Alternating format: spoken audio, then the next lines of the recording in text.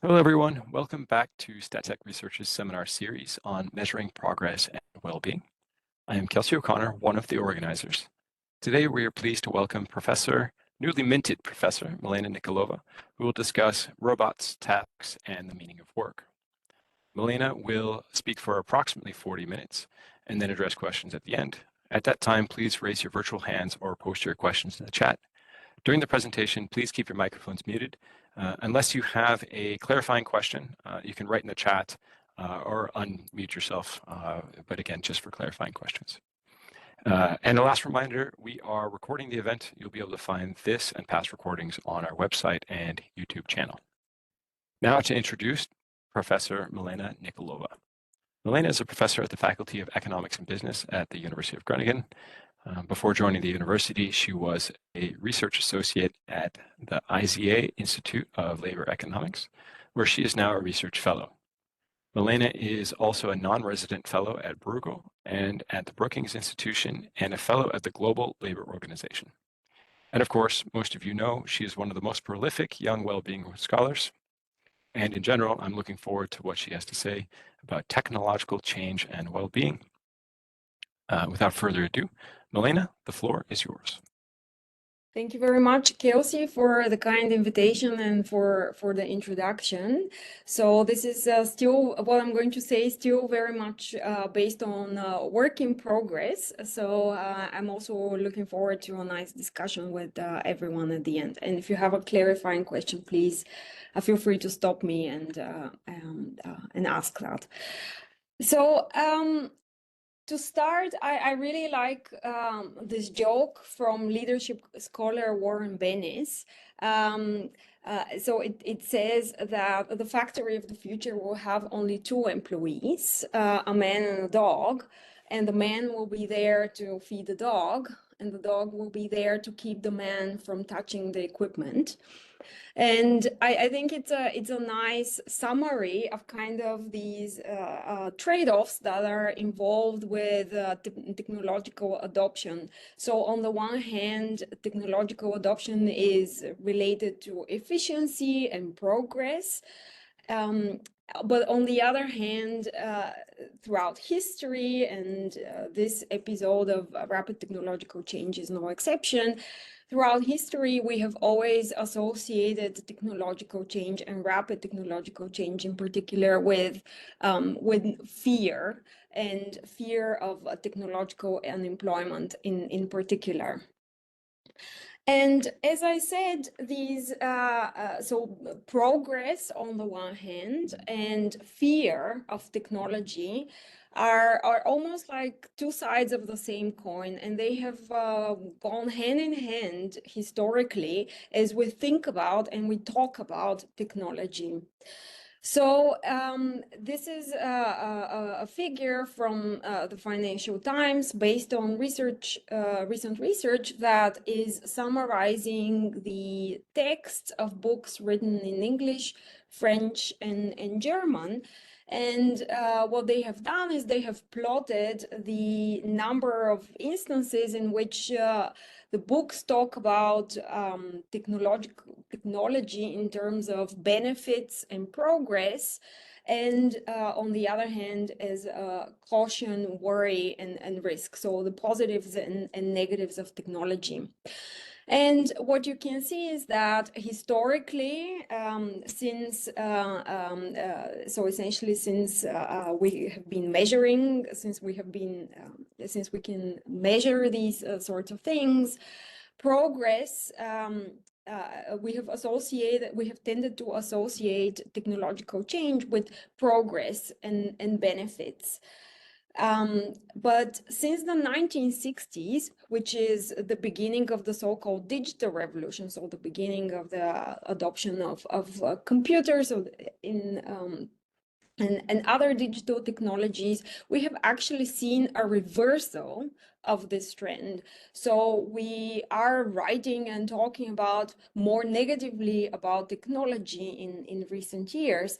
And so the number of times that we talk about technology in terms of progress and benefits has been on the decline since the 1960s, since the adoption of this digital technology. And the number of times that we talk about technology in negative terms, in terms of fear, in terms of worry, has actually been on the increase. And so this is no coincidence. While we have had technological progress for millions of years, with maybe the first instance of technological progress about 3.4 million years ago, when our ancestors learned how to use stone tools, and we have had multiple revolutions and technological progresses along the way, such as the agricultural revolution, the two industrial revolutions, etc. So what is new this time around is that technological progress has been developing very, very rapidly. So this is something that is unprecedented. And so this rapid development of technological change has happened since the 1960s. And so it's no coincidence that since the 1960s, essentially the narrative related to fear of technology has been dominating. But so essentially, when we talk about technological change, and this is also something that we often see in the media, we talk about the labor-saving aspects of technological change, about automation of tasks. And immediately in people's minds, there is a fear and worry about essentially, will technology destroy our jobs? Will it destroy our lives and livelihoods? But one thing that we don't emphasize enough is that technological change does not just have labor saving aspects, but technology also complements the existing tasks that we do. It makes us more efficient at specific tasks without actually replacing them. And most importantly of all, technology also creates new work. So historically, we know that every episode of technological change has led to, of course, some job destruction, but always to the creation of new tasks and new jobs, leading to overall long-run employment growth. And so, for example, we know from the work of David Autor and his co-authors that today 60% of workers are in jobs that didn't exist in 1940. So if you think, for example, back to the IT revolution, so of course the IT revolution led to the replacement of certain tasks, such as, for example, tasks related to the work that bank tellers do, etc.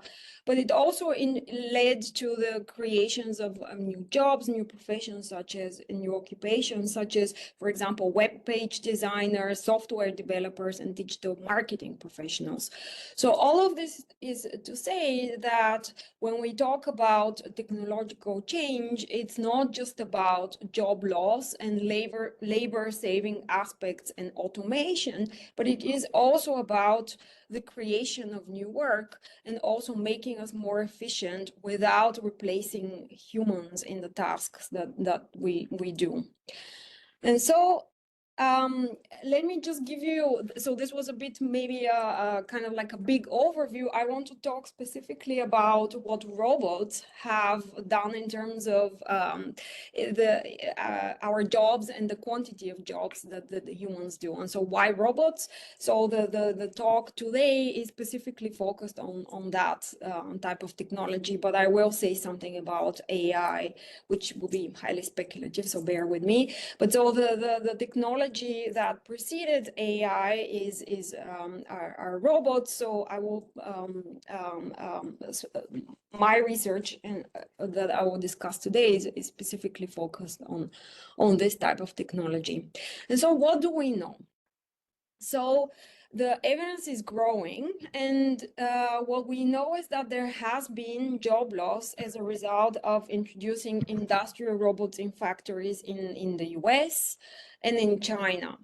But essentially in the European context and in Japan, so we have evidence for Italy, for France, for Germany, and also in Japan, we haven't seen job losses as related to the adoption of robots.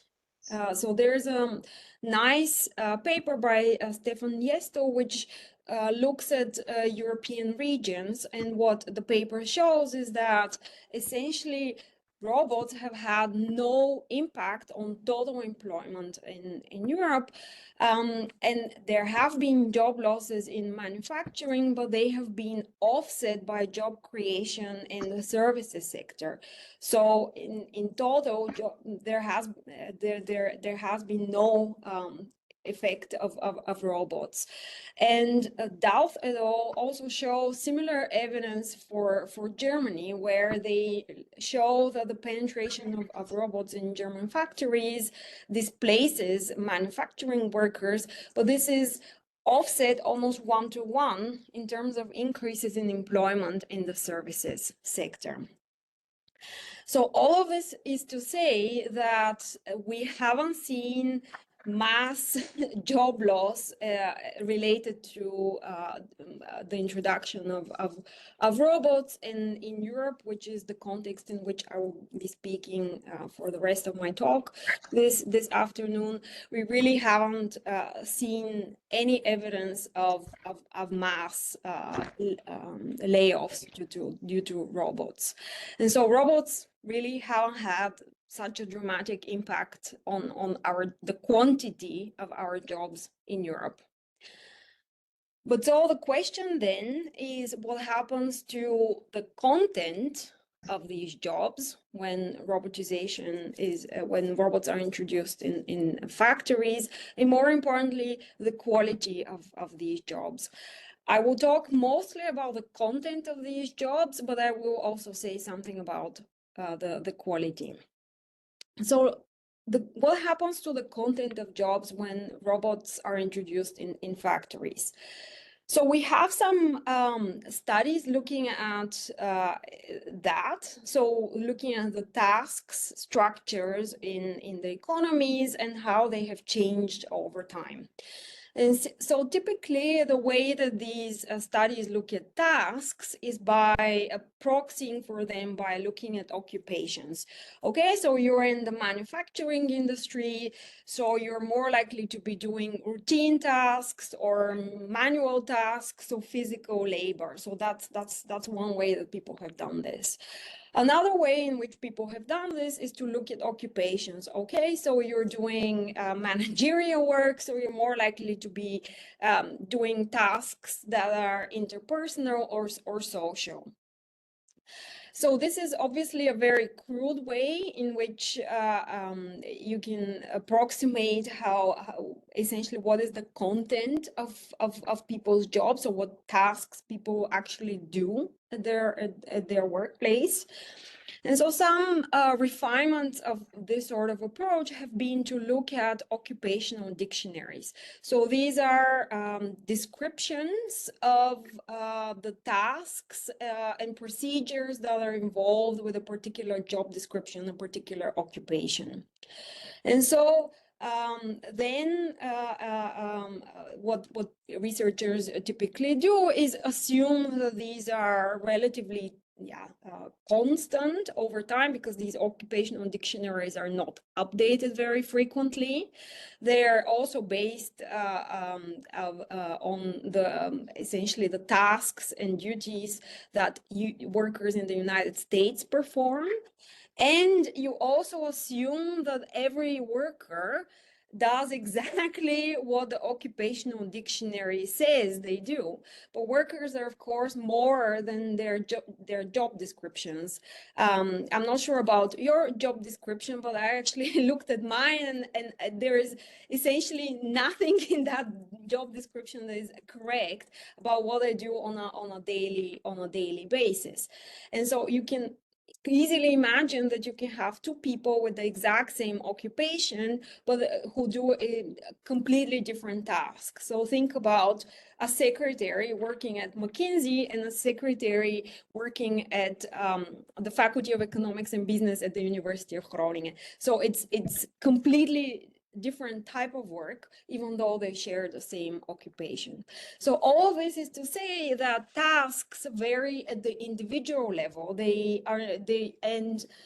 Essentially trying to understand what people do by looking at their occupational descriptions or just their occupation in industries is a very, very crude way of understanding the content of work.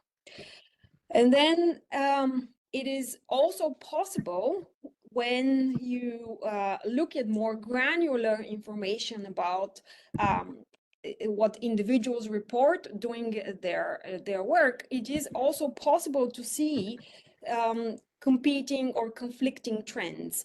So there is a very nice paper by Fernandez Macias and co-authors which shows that as a result of computerization, the aggregate, so the economy-wide share of routine tasks has declined.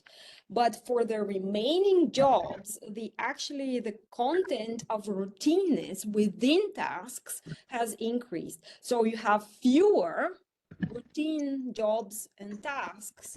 If you look at these aggregated indices of job content, but when you start looking at within occupations, you see that for the jobs that have remained and have not been destroyed by automation, that have actually remained, the content of routineness has actually increased. So this is some sort of, you can think of this as a macro-micro paradox. So if you look at the economy-wide trends, you can see a decline in the routineness, in the routine content of the routine share of jobs. But if you look within jobs, within occupations, you can see that what people report doing is actually more routine intense. And so this is the direction in which our work is going. So my colleagues, Gijs and de Vries and co-authors have actually shown that if you look at essentially these occupational,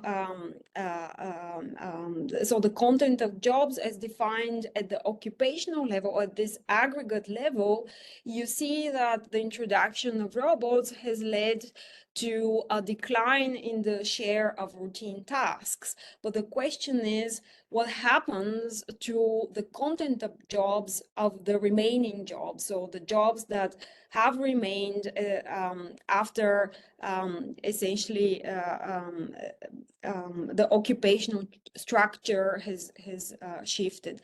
So what has happened to the content of jobs, individual level jobs, and the tasks that people report following robotization. And so this is based on work with Anthony Lebentur. He's here in the audience, so if I say something that is incorrect, he can correct me, and he can also answer all of the difficult questions, I hope. But so essentially, this is the question that we ask. So can we move beyond these?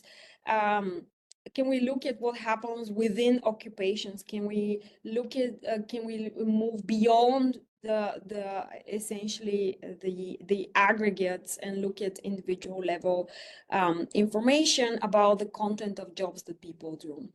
And so to do that, we need, of course, individual level, worker level data on the people's job characteristics, the tasks that they do, and we link that with information on the penetration of robots and information communication technologies. And just to preview our results, we see that robotization has actually led to an increase in the routine content of the jobs that people report doing, a decline in the social tasks in their interactions with colleagues, customers, and clients, decline in the abstract tasks that they do, so problem solving and complex tasks, and a decline in physical tasks. So I will talk about all of our results and how we get to them in a minute. And so this is in contrast with these more aggregate trends that I explained. So that robotization leads to a decline in the share of routine tasks. But what we find is that the remaining jobs have become more routine when we look at individual level data. So before I tell you how we got to that result, let me explain a little bit about our conceptual framework, which is based on a well-known framework by author and co-authors.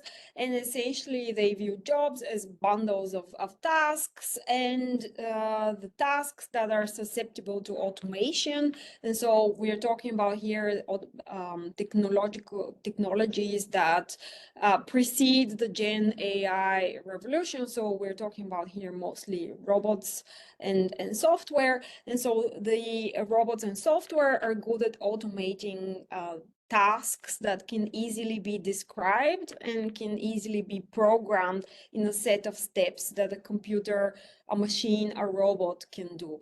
And so what are these tasks? These are physical tasks like lifting heavy boxes, for example, in a factory, and routine tasks. So tasks that involve a lot of repetitive movements, monotonous tasks that are repeated over and over again. And they're human advantage tasks, so where humans have a comparative advantage over the machines, and these are tasks that require complex problem solving, dealing with unforeseen issues and unforeseen situations, so adaptability, as well as tasks that relate to social contact and interpersonal relations.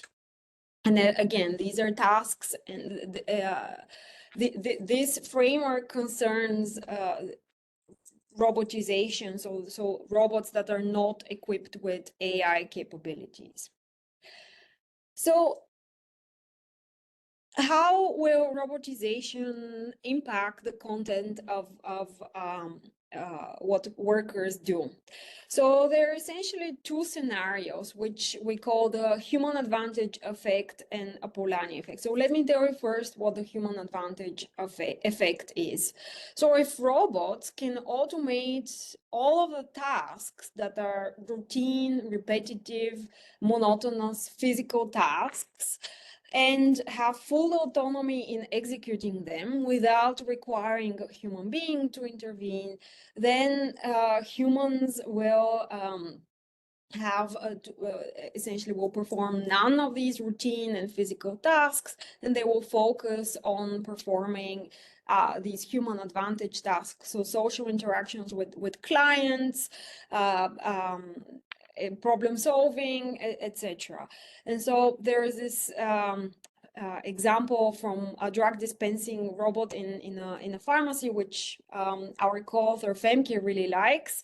And essentially they introduced this drug dispensing robot, and what happened is that the pharmacists now suddenly had more time to spend advising the clients and finding the patients and finding personalized solutions for them.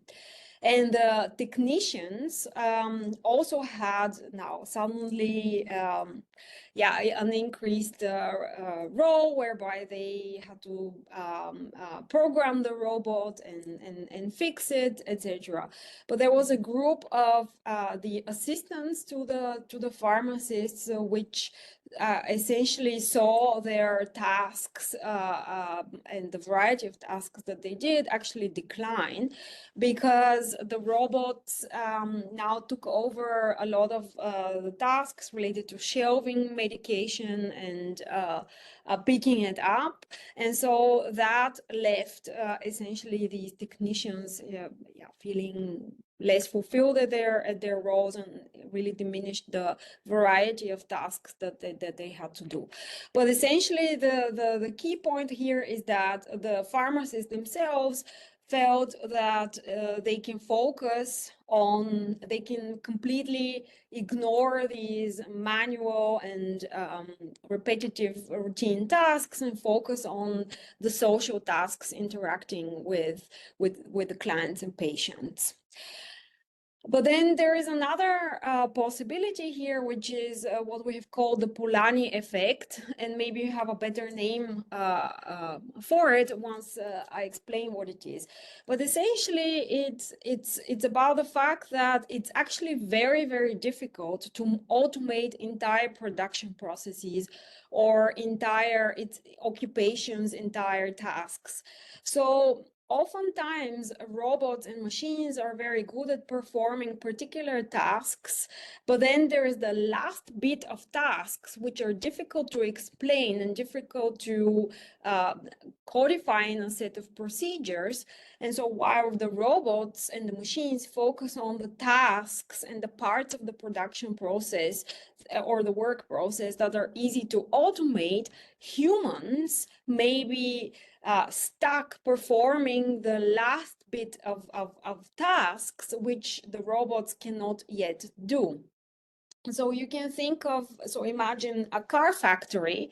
So not all of the processes there can be automated. So it could be that after the introduction of robots, car factory workers are no longer focusing on tasks such as welding or painting, which are tasks that are easily programmable and that the robots can easily do, but now are focusing on a set of tasks that the robots cannot yet do, such as assembling small parts, and so really focusing on fragmented bits of the production process, which reduces essentially the variety of tasks that they can do, as well as the overall portfolio of tasks that they do. So if automation of processes and is essentially partial and fragmented, it could be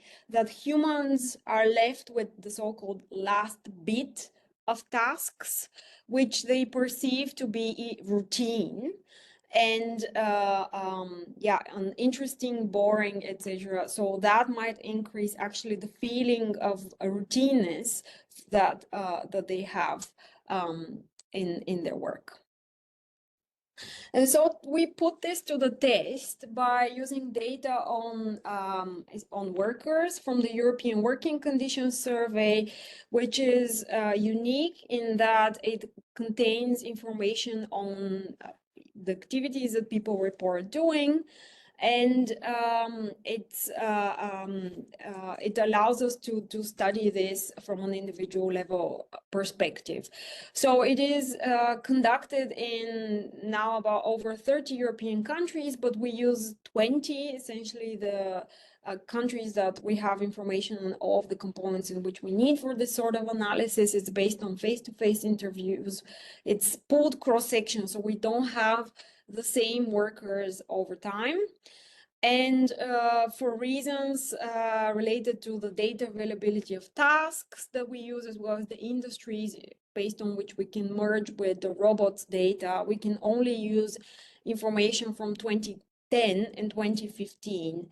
And we create indices based on routine, abstract, social, and physical tasks based on information from the survey, and we combine this into indices, and now we'll explain what we do in a minute. So, for example, the routine tasks index is based on the statements that workers make about so essentially what they do at their jobs. So repetitive hard hand movement, monotonous tasks, so being dependent on the work pace of machine during repetitive tasks, so being unable to change the order of tasks or the speed at which you work. And then I won't go through each of the components of the indices one by one, but essentially we use statements to measure abstract social and physical tasks. And the question is, okay, so you have found items that relate to abstract, physical, social, and routine tasks, which are widely used in the literature. So how close is the index that you have created to what is so essentially used in the literature based on occupational descriptions. So these occupational descriptions that I mentioned to you, so the occupational dictionaries that explain what US workers do as part of their job. So how close are the measures that we have created based on individual responses of what people do at their work, correlated with what the occupational dictionary in the US says that people do in their jobs. And so, of course, they should be correlated if they're measuring more or less the same concepts. But, you know, do you want a correlation of one? Probably that's not possible if I have convinced you that, you know, what we are measuring is different. What we measure is the individual perspective, rather than, you know, what the dictionary, the occupational dictionary says you do at your work.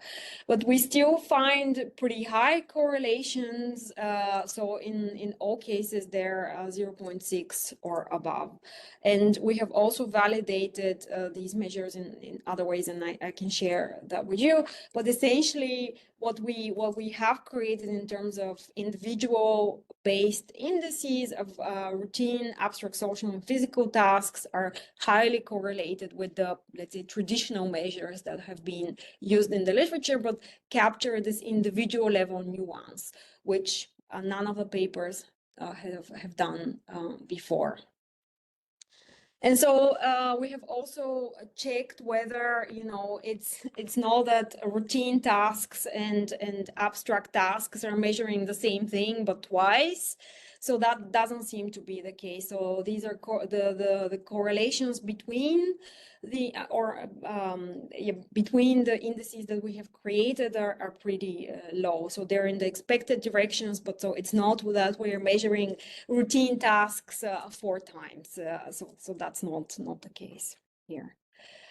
And so this is, let's say, the worker side of the data that we use. And of course, we have to relay that to robotization, so to the penetration of robots. And to do that, we use data from the International Federation of Robotics. So this is industrial robots, so robots used in manufacturing settings. So we don't have service robots here. And like I said, robots are usually good at performing physical tasks, so lifting heavy boxes, as well as tasks related to welding, painting in factories.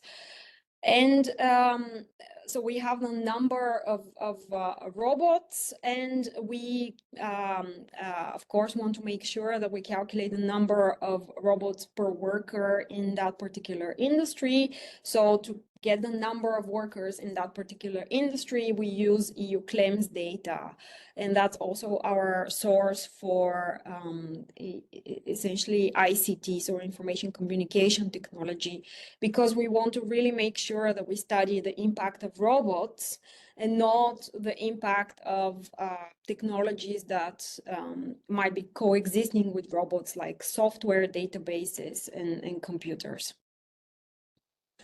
And so our measure of robotization is essentially the change in the number of robots per 10,000 employees between 2 survey years. So in this case, Our surveys are in 2010 and 2015. So we use the change in the number of robots per 10,000 workers between 2010 and 2014 for the 2015 change. So we take essentially a gap or a change of 4 years, and we lag it 1 year to compute the change. And so we do the lag for a number of reasons, but to mitigate reverse causality issues, among others. And we take an inverse hyperbolic sign, which is just a fancy log that can take the also negative value. So our distribution of robotization is very skewed and it has negative values, so we have to transform it to make it well behaved, and this is a standard change, a standard way to do that in the literature. So I want to make sure that I don't talk too much and that I have time for the main results. They're coming in a minute and I won't show you all of the robustness checks, but I do want to give you kind of a feel for what the robots look by country and by industry. So the number of robots in the highest industries that have adopted robots is the most prominent is the automotive industry, and then there are industries such as electricity that adopt very, very few robots, so like 1 robot per 10,000 workers. So, but this is just to give you an idea of scale. And in terms of the countries, Germany is the biggest adopter, one of the biggest adopters of robots in our sample. So in Europe, it is the biggest adopter. So, so we relate the level of tasks, or routine, abstract, social, and physical tasks of each worker to the change in robotization, the way that I have defined it, the change in ICT adoption, so information communication technologies, to make sure that we're studying robots and not ICT. We relate it to worker characteristics as well as firm characteristics. So we have company size, which is an important one here, because we know that robot adopting firms are bigger firms. They're typically more productive firms. We have occupation dummies, country fixed effects, and year fixed effects. So we use essentially an IV, and this is a very typical IV strategy used in the so in instrumental variables techniques, and it's a very typical one used in the trade and also in the automation literature. Our instrument for robotization is essentially the robotization in the same industry in all other countries except for your own. So the leave one out instrument. So the main results, I think that this is maybe the one most important figure related to this talk. And so this figure shows essentially the effects of robotization, so doubling robotization on the level of physical routine, abstract, and social tasks that people do.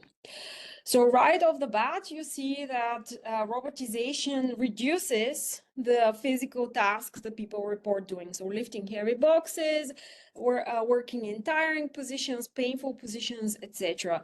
And this is not surprising because industrial robots are designed to do these sorts of tasks.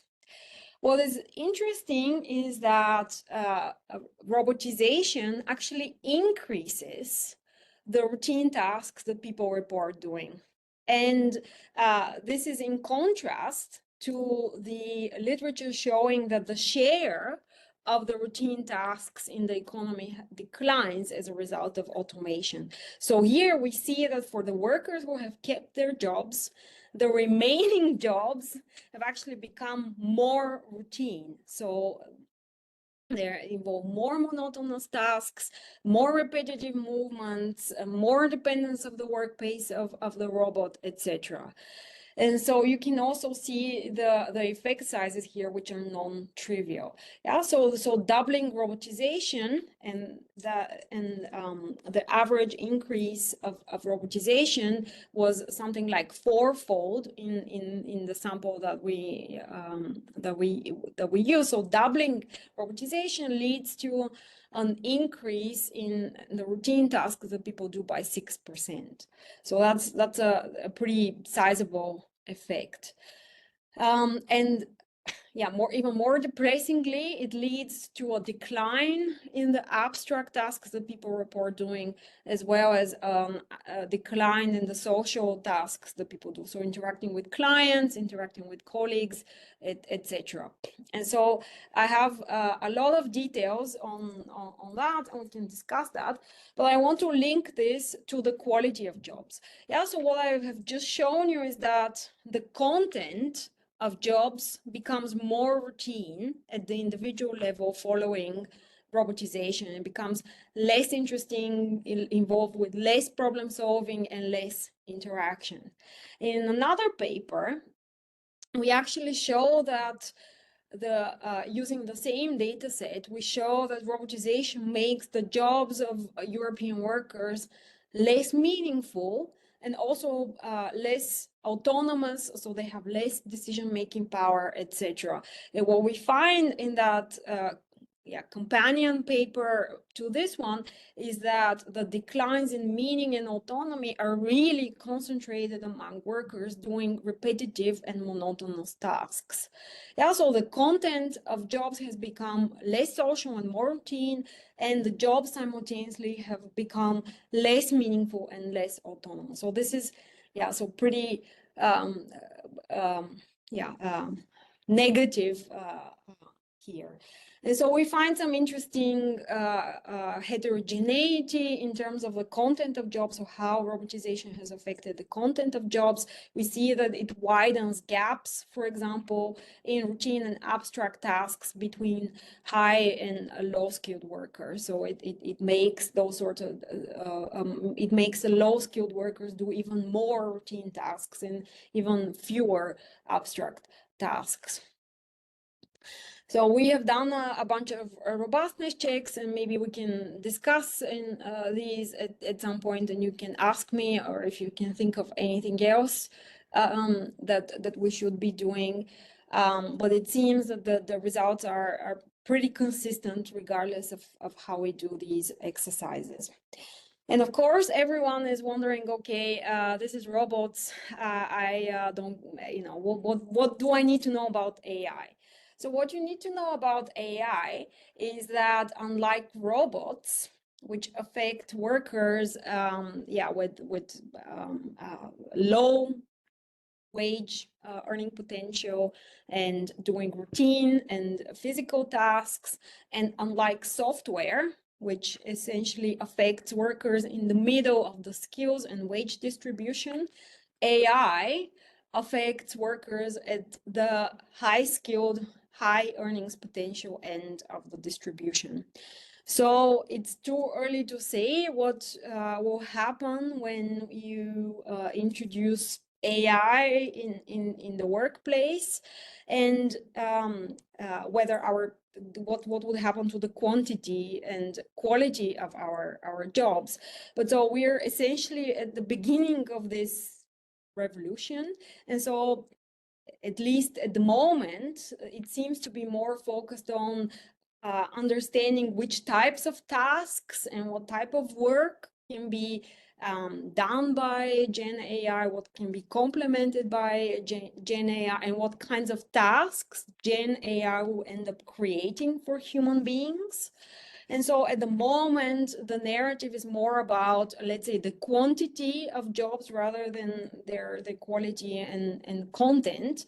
And so if you go back to the beginning of my talk, when we talk about fear of technology and the two sides of technological adoption, efficiency and progress on the one hand, and fear And anxiety, on the other hand, we are on the fear and anxiety and the things, and we are beginning to understand how these technologies are going to affect us. So in a new project with Marco Angrisiani, we did a survey experiment in the US. And essentially, what we see is that, so we try to see in 3 different domains: linguistic, medicine, and dating, how people are thinking about advances in AI versus similar advancements in science. And as you can see, across all domains, human beings are, humans are less likely to trust AI compared with science, and they are more likely to fear AI compared with scientific advancements. So this fear is, essentially where we're at, and we're not yet beginning to understand how jobs will change as a result of AI, and how the quality and meaningfulness of these jobs will change. And so I have a set of ongoing projects that try to look at these sorts of things in an experimental setting.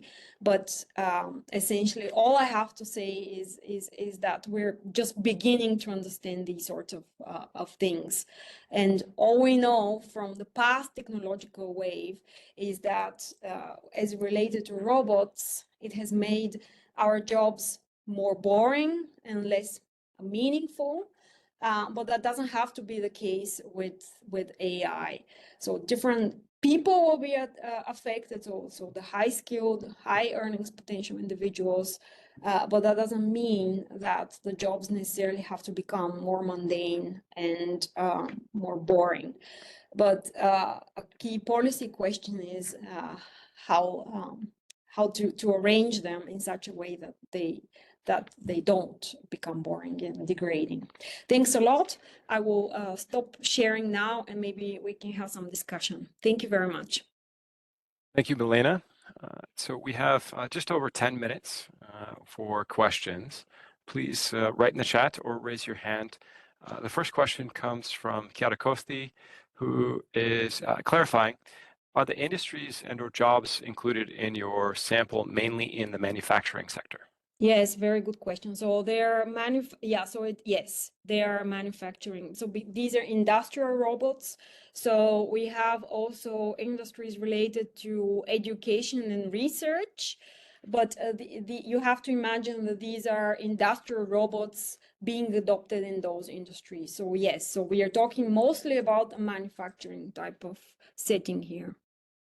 And because, as an implication, there are not many robots being implemented in these other sectors, we don't really know much about how robots might affect those, because, or alternatively, it would seem that robots don't affect these other industries. Yeah, so what we know in terms of quantity of jobs, we know that they have increased employment in the services sector, but we don't know about the spillovers in terms of meaningfulness. And we also don't know of how service robots have affected the work meaningfulness of individuals working, in these non-manufacturing industries. You're correct. So we know very little even about robots, and what we know is negative, but that doesn't mean that it's the same story. If you look at service robots, you're right. Okay. Again, please feel free to raise your hands. And Francesco has a question. Francesco, feel free. Actually, it's a probably very basic one. You haven't shown the effect of robotization on subjective well-being, but based on the evidence you suggest, I think one should expect that robotization has reduced subjective well-being, or more specifically, job satisfaction. Can you elaborate on this? Is this assumption correct? Yeah, so there are a couple of papers that so specifically about life satisfaction. There is a paper by Massimo Anelli and co-authors that use the European Social Survey to relate it to robotization. So the paper is mostly focused on voting actually, and so more political economy type of outcomes. But in one table they also show subjective well-being, so life satisfaction, and that has also declined. So they look at the robot adoption and they create an individual level measure, so we can debate about their method, but it seems that at the individual level, so subjective well-being declines. In terms of job satisfaction, so there are some papers looking at essentially these indices related to the automation potential of jobs. So, so what share of the tasks in the occupational dictionary could potentially be done by machines. And so those sorts of studies also show declines in job satisfaction as a result of automation. And there are some other studies also specifically looking at robots and job satisfaction, and that also seems to be negative. So this also, so this overall, combined with this sort of evidence that I showed today, and also evidence that shows that workers are less likely to receive training in firms following robotization, it seems to be, all negative, unfortunately. One thing that we find in our other paper about job quality and so work meaningfulness and autonomy is that there are some mitigating circumstances. So being highly educated and highly skilled cushions some of these negative effects of robotization on job quality, and being in control of the technology, so essentially working with computers, so being the programmer of robots, more or less, completely offsets the negative impacts of technology. But essentially, all of the evidence related to the content of jobs, training, job quality in terms of job satisfaction, but also life satisfaction more broadly, work meaningfulness, seems to be negative. Yeah, and so of course, this doesn't have to be deterministic, and it doesn't have to be that AI will also have these sorts of negative impacts. And the key question is, what are the circumstances under which we can prevent this? And so there are some suggestions related to, for example, democratic adoption of technology. So designing the technologies and adopting it in consultation with the workers, with works councils and other types of organizations. So increasing training of workers and essentially increasing workers' capacity to learn and be in control of the technology. But of course, these are difficult things to implement. Thanks, Milena. So there's a question in the chat, and I'm going to give a little preface. So one thing is, you said that the higher skilled people, it could mitigate the negative consequences. You also show that there is a widening gap. Is it possible that the high skilled people are actually benefiting, and and so they get a +2, and the lower skilled get a -0.4, and so the gap is 0.6? So is it actually possible that the high skilled people are benefiting? And related to that, Simona in the chat asks, is it possible that robotization speed up the activity and workers can do the same work in less time and work less hours? So a potential positive, as you can see. Yeah, I will start with the second one, and I'm afraid I feel like it's very negative what I have to say, but there is a paper looking at different types of working conditions as a result of robotization, and one of the, well, essentially the only finding that is statistically significant in that paper, again for Europe, is that work intensity actually increases following robotization. So I'm sorry, but that's what it finds. So it's a paper by Anton et al. And your question about yeah, so can the high-skilled workers benefit?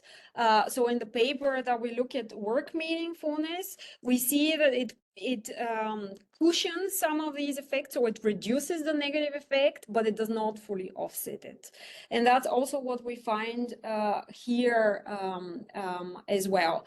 So it doesn't, so being highly educated helps, but it doesn't fully offset the negative impacts. But that doesn't have to be the case with AI. I just don't know the answer about AI because we don't have the same type of data for AI.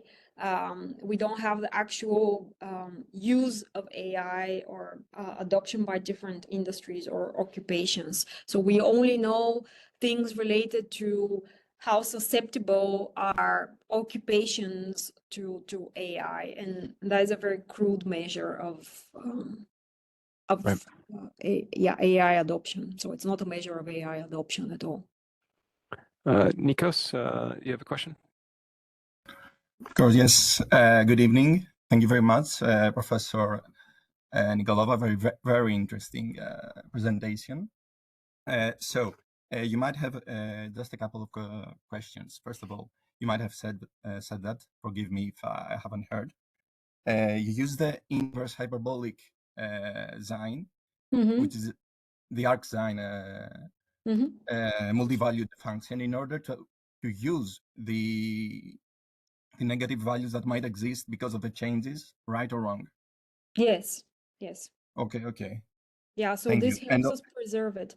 But if you have a better way of doing it, let us know if you have a suggestion. So the only other way that people do this is they rank essentially the change in robotization. So they look at the percentile rankings.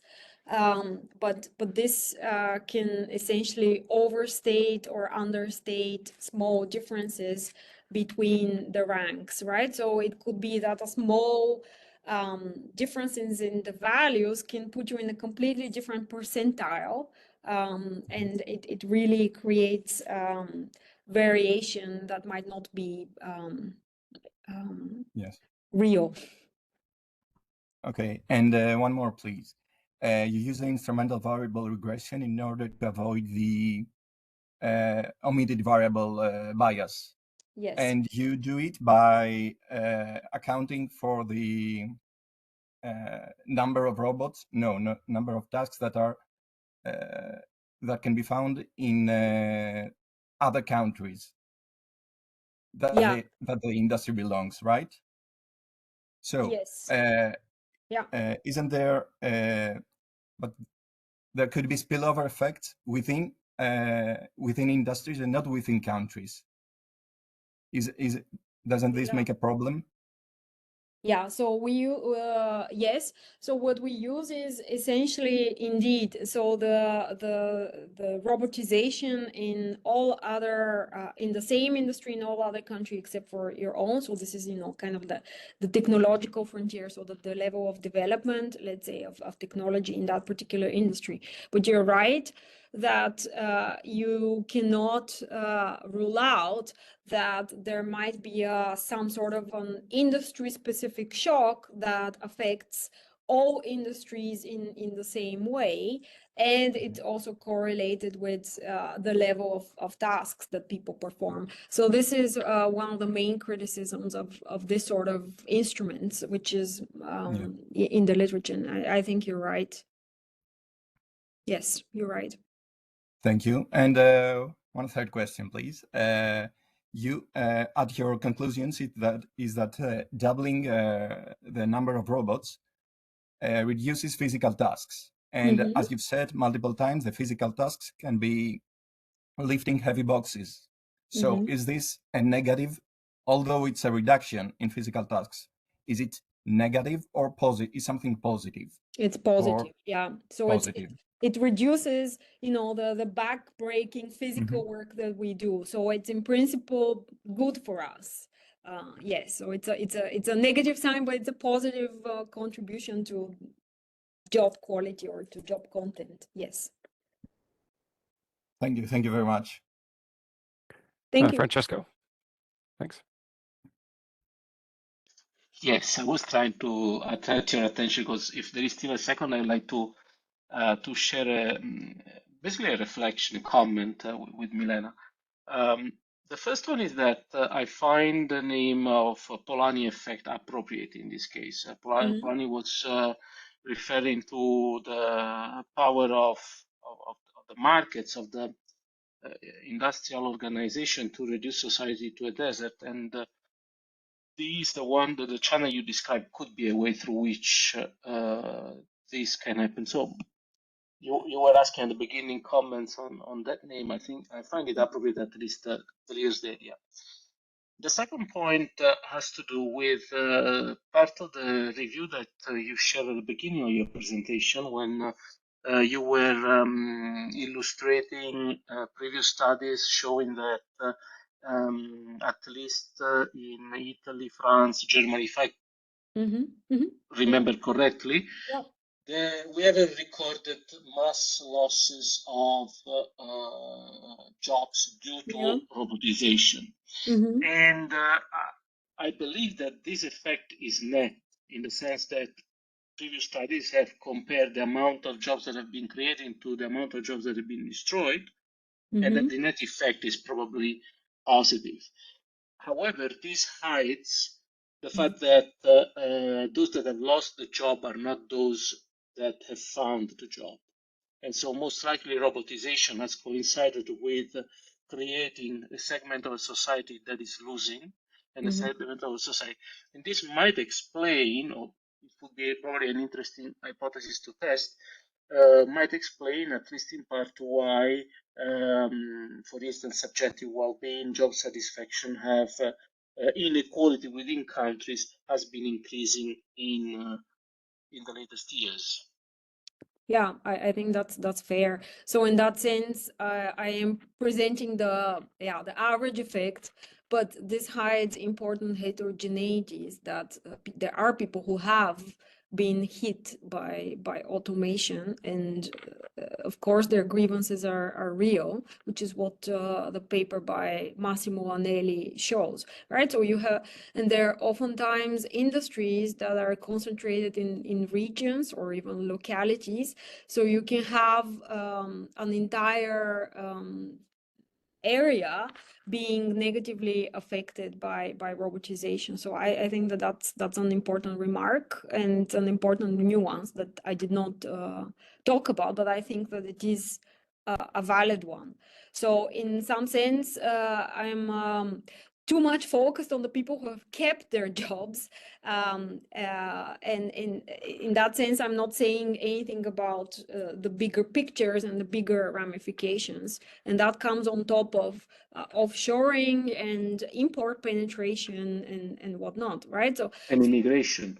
And immigration, indeed. So these are real phenomena, and they are changing, indeed, as you say, the inequality structures of countries, as well as people perceptions of the economy and their own economic situation. And so they are part of the story. So I cannot say much about it because we are only looking at people who have kept their jobs. But you're absolutely right that there are the losers of all of these globalization and automation processes, and that's a non-negligible part of society, and the grievances are real.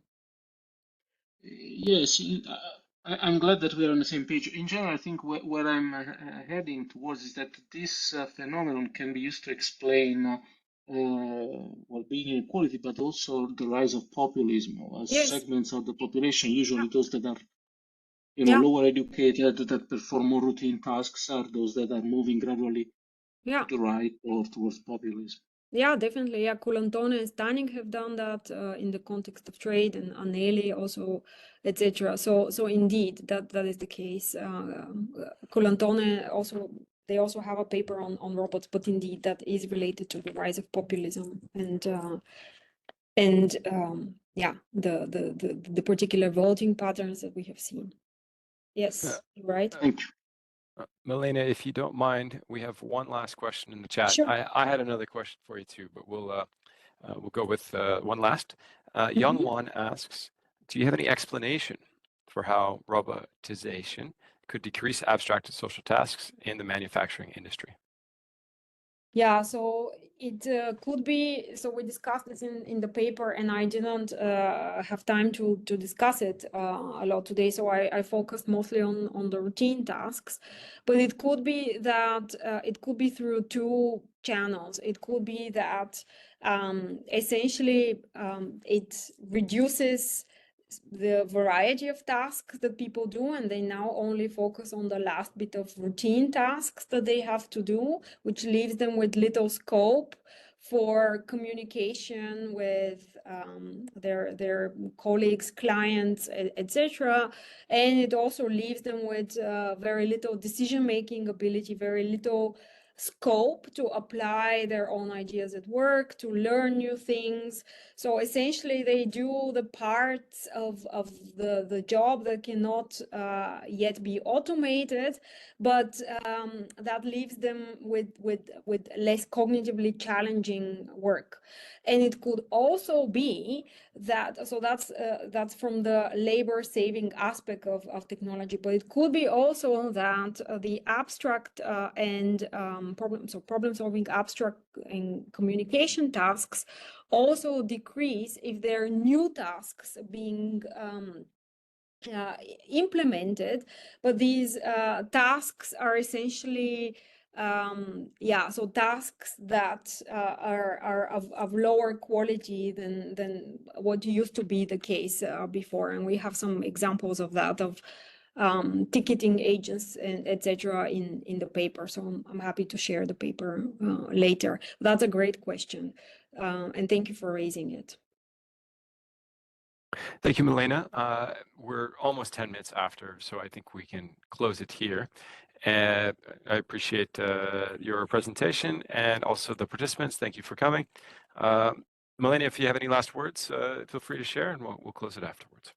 Thank you very much for the invitation and the great questions, and please feel free to reach out to me and to Anthony, who I think just left now. We're still working on this, so there's plenty of scope to incorporate comments and suggestions. Thank you very much.